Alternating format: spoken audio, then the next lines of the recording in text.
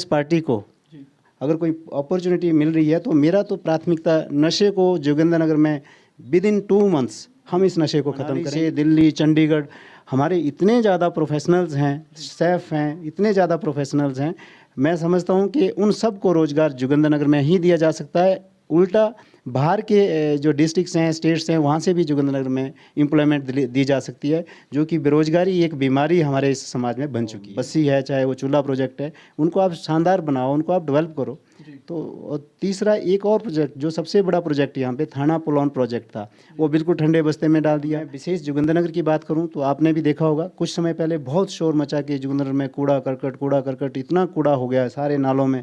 फिर जो कूड़े के जो डस्टबिन, बड़े बड़े डस्टबिन रखे थे, वो प्रशासन ने वो उठा दिया ताकि वहाँ पे जब वो कूड़ा उठ नहीं रहा था तो वो उनको उठा दिया ताकि लोग ना।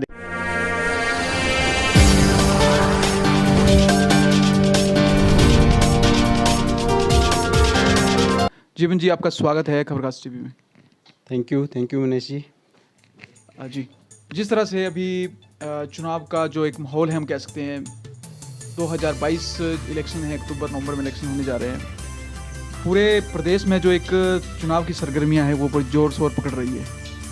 उसके ऊपर आपसे कुछ हम तीखे सवाल भी पूछेंगे और आपकी राय भी जानेंगे और किस तरह से देखते हैं आने वाले चुनाव के बारे में। तो सबसे पहले हम ये जानने की कोशिश करेंगे कि हिमाचल प्रदेश में आगामी चुनाव जो 2022 के होने जा रहे हैं, उसमें कांग्रेस का क्या स्तर देखते हैं इस बार?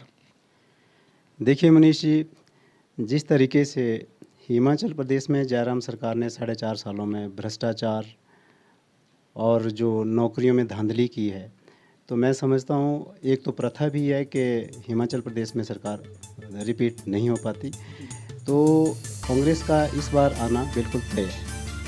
आप देखेंगे कि हिमाचल प्रदेश में 60% युवा हैं और हिमाचल प्रदेश में इन युवाओं के साथ जो धोखा हुआ है, युवाओं के जब पुलिस का जो पेपर हुआ वो जिस तरीके से नीलाम किया गया।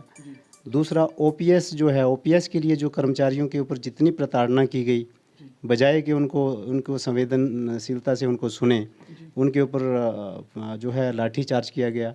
तो मैं समझता हूँ कर्मचारी और युवा साथी जो है ये सरकार ज़रूर और डेफिनेटली ये बदलेंगे। तीसरा मैं एक चीज़ और बताना चाहूँगा कि कोरोना काल में जिस तरीके से एक 600 रुपये की किट, पीपी किट 6,000 रुपये में सरकार ने खरीदी। यहाँ जो आपदा में भी इन्होंने एक पैसा कमाने का अवसर ढूंढा, तो मैं नहीं समझता कि हिमाचल प्रदेश के लोग जो है इस बार कुछ और सोचेंगे। ये डेफिनेट है कि लोग सरकार को बदलेंगे और कांग्रेस की सरकार बिल्कुल तय है। जीवन जी, एक चीज़ बताएं कि आपको क्या लगता है इस बार कांग्रेस का चेहरा आप भी हो सकते हैं जोगिंद्रनगर से इस बार? देखिए, आपने जो भी हमारी कांग्रेस कैंपेन कमेटी के चेयरमैन हैं या हिमाचल प्रदेश कांग्रेस कमेटी की अध्यक्षा हैं, आपने जगह जगह उनकी स्पीचेस और जगह जगह आपने उनके जो है वर्जन सुना होगा। टिकट पार्टी सक्रियता दे करके देगी, निष्क्रिय व्यक्ति को टिकट नहीं देगी। तो मैं सक्रियता में विश्वास रखता हूँ और मैं पिछले 4.5 सालों से मेरी कोशिश रही है कि घर में एक दिन भी ना बैठूं और कंटिन्यूसली मैं लोगों के बीच में हूँ। तो मुझे पूरी उम्मीद है कि पार्टी जो सर्वे करती है और सक्रियता के आधार पर टिकट मिलेंगे तो पार्टी ज़रूर अपना आशीर्वाद मुझे देगी। मैं ऐसा मानता हूँ कि जो सपने, जैसे एक मशरूम प्रोजेक्ट बहुत बड़ी, मैंने जब मशरूम प्रोजेक्ट की इन्होंने घोषणा की थी कि हम बड़ोल में मशरूम प्रोजेक्ट लगाएंगे, तो मैं देख रहा था युवा बहुत खुश थे और उसमें लगभग 400-500 कमेंट्स थे। तो आज वो मशरूम प्रोजेक्ट यहाँ जोगिंद्रनगर बड़ोल से जो है कहीं धर्मपुर की तरफ चला गया। तो मुझे लग रहा है कि अब जोगिंद्रनगर की जनता जो है वो ज़रूर यहाँ पे हम कांग्रेस के कैंडिडेट को, जैसे ही कांग्रेस पार्टी टिकट डिसाइड करेगी तो आशीर्वाद देगी। और हम और कांग्रेस पार्टी को अगर कोई अपॉर्चुनिटी मिल रही है तो मेरा तो प्राथमिकता नशे को जोगिंद्रनगर में विद इन 2 मंथ्स हम इस नशे को ख़त्म करेंगे।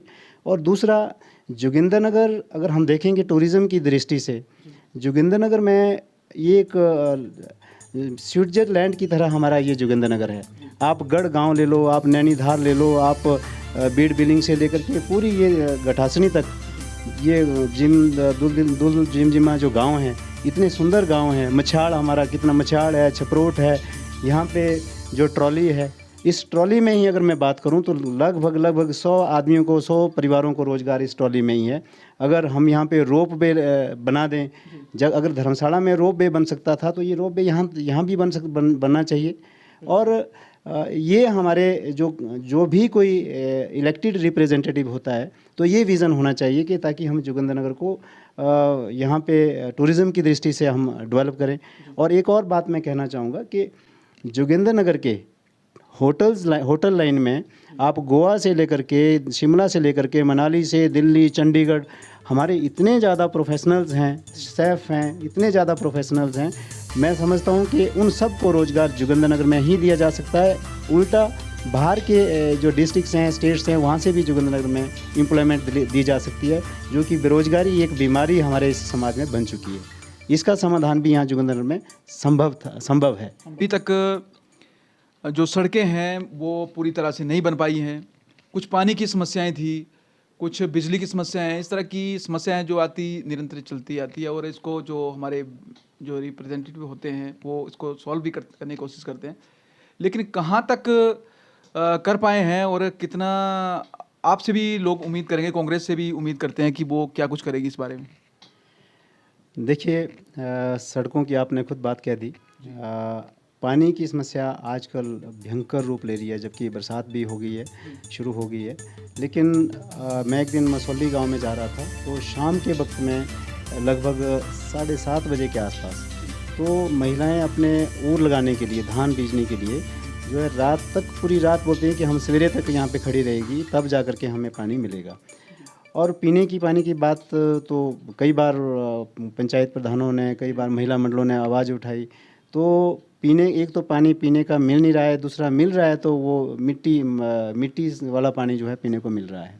जबकि मैं बार बार ये कहना चाहूँगा कि पानी से ही हमारे जो है शरीर स्वस्थ रह सकता है। अगर हम अच्छा पानी, स्वच्छ पानी नहीं पिएंगे तो हर जगह स्वच्छ जल के बोर्ड लगे हैं, लेकिन मैं समझ रहा हूँ कि जितनी पाइपें बिछाई है अनप्लैन्ड वे पे और सोर्सेज को मेंटेन नहीं किया है, सोर्स जो है बढ़ाए नहीं है, टैंक्स बनाए नहीं हैं, तो इतना पैसा जो है यहाँ पे धांधली और भ्रष्टाचार हो रहा है। तो पानी के मामले में मैं समझता हूँ कि बहुत ही ज़्यादा पीछे हमारा जोगिंद्रनगर रह रहा है। दूसरा, मैं विशेष जोगिंद्रनगर की बात करूँ तो आपने भी देखा होगा, कुछ समय पहले बहुत शोर मचा कि जोगिंद्रनगर में कूड़ा करकट इतना कूड़ा हो गया सारे नालों में। फिर जो कूड़े के जो डस्टबिन, बड़े बड़े डस्टबिन रखे थे, वो प्रशासन ने वो उठा दिया ताकि वहाँ पे जब वो कूड़ा उठ नहीं रहा था तो वो उनको उठा दिया ताकि लोग ना देखें। कूड़ा लोगों ने नालों में डालना शुरू कर दिया। अब वो कूड़े की समस्या इतनी ज़्यादा समस्या है, पार डोग गांव से ऊपर जो है यहाँ से जा कर के वहाँ रातों रात ये फेंक रहे हैं, तो कितना पोल्यूशन हमारे इस पानी, उसी पानी को जो है नीचे सोर्सेज में वो पोल्यूट कर रहा है, पानी को पी रहे हैं लोग। तो कूड़े की समस्या जोगिंद्रनगर की इतनी, और उसके बाद पार्किंग की समस्या जोगिंद्रनगर में। कोई जो एक डेवलप्ड सिटी है, आप अगर अच्छी पार्किंग सुविधा देंगे, आप अच्छे अपने जो टूरिस्ट स्पॉट्स हैं जो वहाँ पे आप उनको, आप चाहे वो छपरोट है, चाहे वो गड़ू है, इनको आप डेवलप करेंगे, उसके बाद जोगिंद्रनगर में अगर आप पार्किंग की अच्छी व्यवस्था करेंगे तो तब जा कर के हमारा ये जोगिंद्रनगर सुंदर बनेगा और इसमें टूरिस्ट लोग भी आएंगे। यहाँ देखो 3 हाइड्रो इलेक्ट्रिक प्रोजेक्ट हैं, इन प्रोजेक्ट को भी हम टूरिज़्म के पॉइंट ऑफ व्यू भी और टूरिज़्म के साथ साथ यहाँ पे जो है हम कई जो है लोगों को रोज़गार दे सकते हैं। जब इन स्पॉट्स को हम, आप चाहे शानन है, चाहे बस्सी है, चाहे वो चूल्हा प्रोजेक्ट है, उनको आप शानदार बनाओ, उनको आप डेवलप करो। तो तीसरा एक और प्रोजेक्ट, जो सबसे बड़ा प्रोजेक्ट यहाँ पे थाना पुलौन प्रोजेक्ट था, वो बिल्कुल ठंडे बस्ते में डाल दिया। यहाँ मोदी जी मंडी में आए, मंडी में मोदी जी ने अनाउंस किया, एक रेणुका का कोई प्रोजेक्ट था, तो वहाँ वो मोदी जी ने मंडी के स्टेज से अनाउंस कर दिया। लेकिन हमारे प्रतिनिधि उस यहाँ थाना प्लॉन प्रोजेक्ट को, जो 191 मेगावाट का प्रोजेक्ट है, उसको वहाँ पे रिप्रेजेंट नहीं किया और आज वो ठंडे बस्ते में पड़ा है। इस थाना प्लॉन प्रोजेक्ट में ज़्यादा नहीं तो मैं समझता हूँ कि डायरेक्टली इनडायरेक्टली 1000-1500 लोगों को रोज़गार मिलना था। तो मैं समझता हूँ कि ये सरकार और यहाँ के जो प्रतिनिधि हैं बिल्कुल गंभीर नहीं हैं और उनका कोई विज़न नहीं है। और विज़न, जबकि आज की डेट में हमारा टूरिज़्म और अनएम्प्लॉयड यूथ को जो है रोज़गार देना हमारा विज़न होना चाहिए। जी, बहुत बढ़िया बात जीवन जी ने कही है कि एक तरह से यूथ को रोज़गार के साथ जोड़ा जाए, और दूसरा इन्होंने कहा कि जो हमारे पर्यटक स्थल हैं, जिस तरह से हिमाचल एक टूरिस्ट हब है, यहाँ के जो हमारे कुछ ऐसे क्षेत्र हैं जहाँ पे टूरिस्ट को ज़्यादा बढ़ावा महत्व दिया जा सकता है। साथ में इन्होंने बात कही है कि जोगिंद्रनगर की विशेष बात कही है, तो यहाँ पे जो सरकार है, सरकार का एक नारा है स्वच्छ भारत मिशन। तो कहीं ना कहीं हमने भी ये चीज़ ऑब्जर्व की है कि कहीं जोगिंद्रनगर की न्यूज़ लग रही है, कहीं कहाँ की न्यूज़ लग रही है कि यहाँ पे कूड़ा हो रहा है, यहाँ पे गंदगी बढ़ रही है। तो कहीं ना कहीं जहाँ भी जोगिंद्रनगर में इस तरह की परेशानियाँ दिक्कतें आ रही हैं, तो ये इसके लिए भी जो जनप्रतिनिधि हैं, या फिर या हम यूँ कहें कि वहाँ पे जो स्थानीय लोग हैं, वो उस चीज़ में अपनी थोड़ी गंभीरता दिखाएं, ताकि आने वाले समय में लोगों के स्वास्थ्य के साथ खिलवाड़ ना हो, और दूसरा जो हमारा वातावरण है वो भी शुद्ध। कांग्रेस का मैं ये मान रहा हूँ कि जो पीछे वाला वक्त था ये बहुत बुरा वक्त था। हालांकि मुझे कई लोगों ने कहा कि इस वक्त आपको टिकट नहीं लेना चाहिए था, लेकिन मैं कांग्रेस का सिपाही हूँ। हमें जब बुरे वक्त में अगर कोई आदमी पीछे हटता है तो मैं समझता हूँ कि वो अच्छा संकेत नहीं होता एक व्यक्तित्व के लिए भी और पार्टी के लिए भी। तो अब वो स्थिति नहीं। इसके साथ हम एक आखिरी सवाल आपसे करना चाहेंगे कि हिमाचल में अब तीसरी पार्टी दस्तक दे चुकी है, उसके प्रति आपके क्या विचार है, क्या कहना चाहेंगे? देखिए, जिस तरीके से पंजाब में आम आदमी पार्टी फेल हुई है, जो भी कमिटमेंट्स इन्होंने की थी, जो भी एडमिनिस्ट्रेशन लॉ एंड ऑर्डर की जो सिचुएशन जो पंजाब में ख़राब हो रही है, जो अध्यक्ष उपाध्यक्ष हैं वो सब पार्टी छोड़ करके चले गए हैं। तो आज आपका अभी हिमाचल प्रदेश में जनाधार नहीं है, इनको अभी वक्त लगेगा। इसलिए मैं समझता हूँ कि अभी आपका कोई जनाधार हिमाचल प्रदेश में नहीं है। बाकी लोकतंत्र में सबको अधिकार हैं, वो आएँ अपना जनाधार बनाएं, चाहे वो कैंडिडेट हैं चाहे वो पार्टी हैं। वो फिलहाल आपका कोई जनाधार मैं नहीं समझता कि हिमाचल प्रदेश में है। जी, बहुत बढ़िया सर, धन्यवाद हमारे साथ जुड़ने के लिए। ये थे जीवन ठाकुर जी। बहुत बढ़िया बात इन्होंने कही है कि हिमाचल में आम आदमी पार्टी का भी कोई जनाधार नहीं है। और दूसरी बात रही कि विकास की बात इन्होंने कही है, यदि कांग्रेस जीत के आती है और टिकट इनको मिलता है तो इन्होंने अपने विजन बताए हैं जनता को, तो अब जनता तय करेगी क्या करना है। बहुत बहुत धन्यवाद खबर खास टीवी का भी, और पर्टिकुलरली मनीष जी आपका भी बहुत बहुत धन्यवाद। और आप ऐसे ही जो है इस लोकतंत्र में एक इम्पार्शियल वे पे आप इस जो परिस्थितियाँ और स्थितियाँ हैं उनको रखें। मेरी आपको यही शुभकामनाएं।